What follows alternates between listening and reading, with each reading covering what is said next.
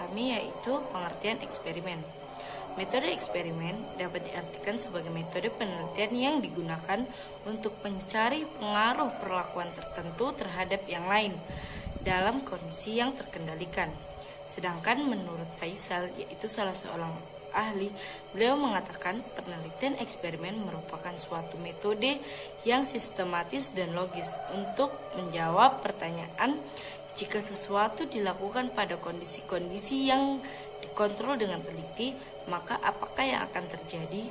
Sekian dari saya, materi selanjutnya akan disampaikan oleh teman sekelompok saya. Terima kasih. Saya dari kelompok 3 ingin menjelaskan tentang beberapa bentuk desain eksperimen. Terdapat beberapa bentuk desain eksperimen yang dapat digunakan dalam penelitian bisnis, yaitu seperti pre-experimental densing, through-experimental densing, factorial densing, dan quasi-experimental densing. 1. Pre-experimental densing dikatakan eksperimental densing karena desain ini belum merupakan eksperimen sungguh-sungguh, karena masih terdapat variabel luar yang ikut terpengaruh terhadap terbentuknya variabel dependen. Jadi hasil eksperimen yang merupakan variabel dependen itu bukan semata-mata dipengaruhi oleh variabel dependen. Hal ini dapat terjadi karena tidak adanya variabel, contohnya sampel tidak dipilih secara random.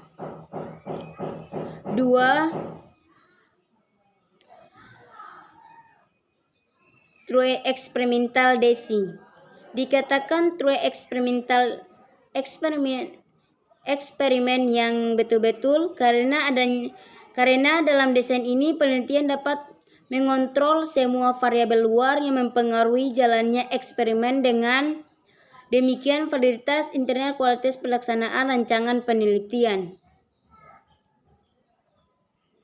dapat menjadi tinggi. Ciri utama dari true eksperimental adalah bahwa sampel yang digunakan untuk eksperimen maupun sebagai kelompok kontrol diambil secara random dari populasi tertentu. Jadi, cirinya adalah adanya kelompok kontrol dan sampel dipilih secara random. 3.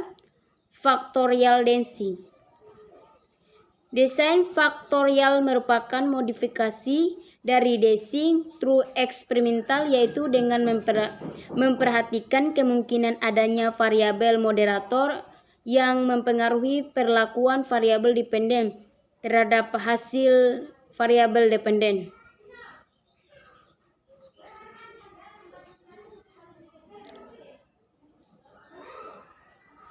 4.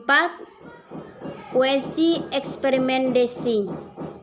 Bentuk desain eksperimen ini merupakan perkembangan dari true experimental densing derived yang sulit dilaksanakan. Desain ini mempunyai kelompok kontrol tetapi tidak dapat berfungsi sepenuhnya untuk mengontrol variabel-variabel ini.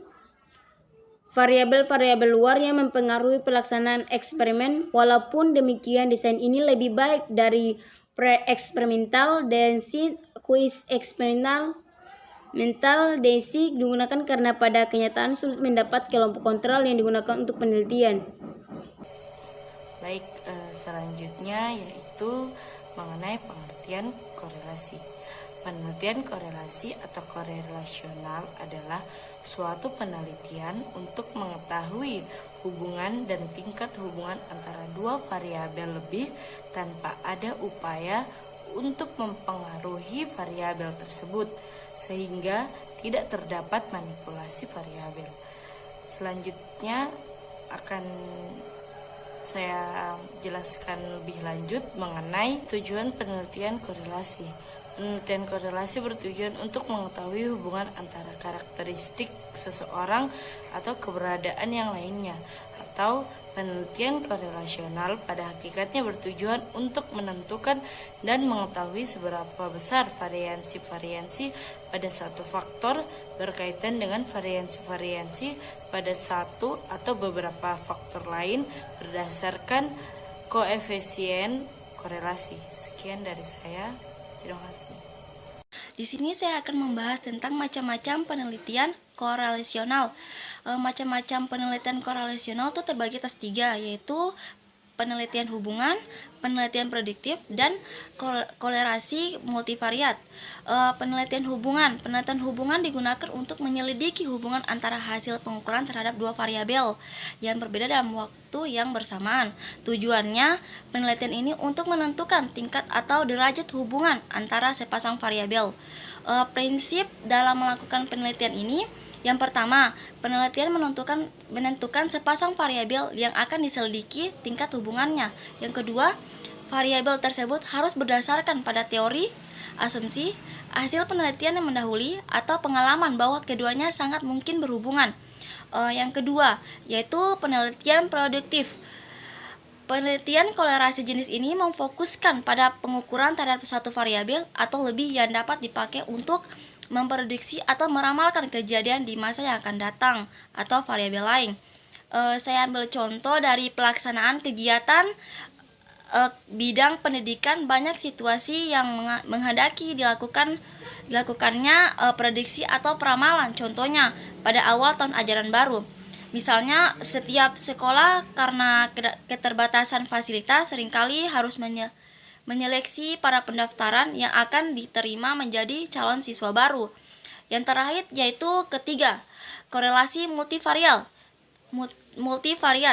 Teknik untuk mengukur dan menyelidiki tingkat hubungan antara kombinasi dari 3 variabel atau lebih disebut korelasi multivariat. Selanjutnya saya akan membahas tentang ciri-ciri penelitian korelasional. Ciri-ciri penelitian korelasional ini dibagi menjadi 3 bagian. Yang pertama, penelitian korelasional tepat digunakan apabila variabel-variabel yang diteliti kompleks dan tidak dapat diteliti dengan metode eksperimen, serta tidak dapat dimanipulasi. Yang kedua, penelitian korelasional ini memungkinkan pengukuran beberapa variabel sekaligus saling hubungannya dan latar realistis. Dan yang ketiga, apa yang diperoleh dalam penelitian adalah kadar hubungan, bukan ada atau tidaknya ada pengaruhnya di antara variabel yang diteliti, terkecuali apabila menggunakan teknik analisis lebih kompleks sehingga dapat dicari pengaruh dari antar variabel yang diteliti. Bismillah, saya akan menjelaskan sedikit tentang desain dasar penelitian korelasional. Penelitian korelasional adalah penelitian yang melibatkan perhitungan antara korelasi variabel yang kompleks dengan variabel lain yang dianggap mempunyai hubungan.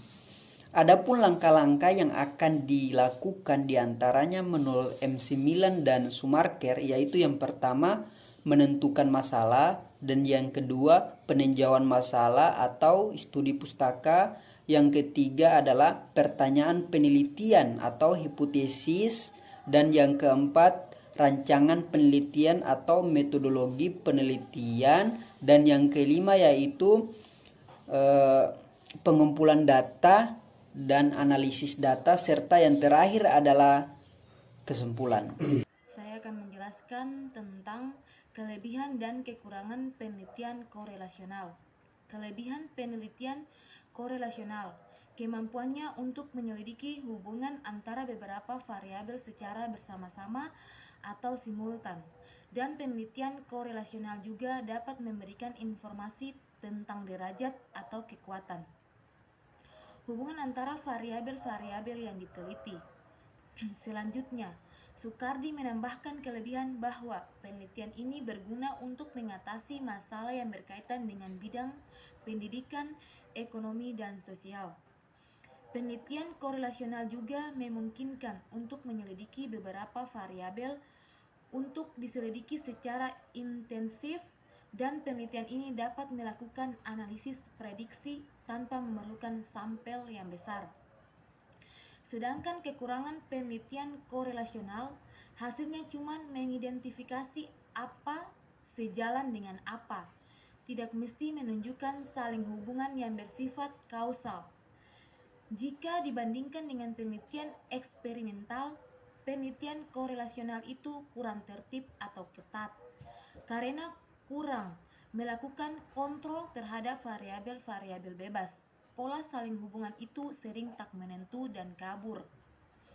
Sering merangsang penggunaannya sebagai semacam shotgun approach, yaitu memasukkan berbagai data tanpa pilih-pilih dan menggunakan setiap interpretasi yang berguna atau bermakna. Sekian yang dapat kami sampaikan. Mohon dan lebihnya mohon maaf. Kami mengucapkan terima kasih. Terima kasih. Terima kasih ya. Terima kasih. Saya wassalamualaikum warahmatullahi wabarakatuh. Wassalamualaikum warahmatullahi wabarakatuh. Wassalamualaikum warahmatullahi wabarakatuh. Assalamualaikum warahmatullahi wabarakatuh. Wassalamualaikum warahmatullahi wabarakatuh.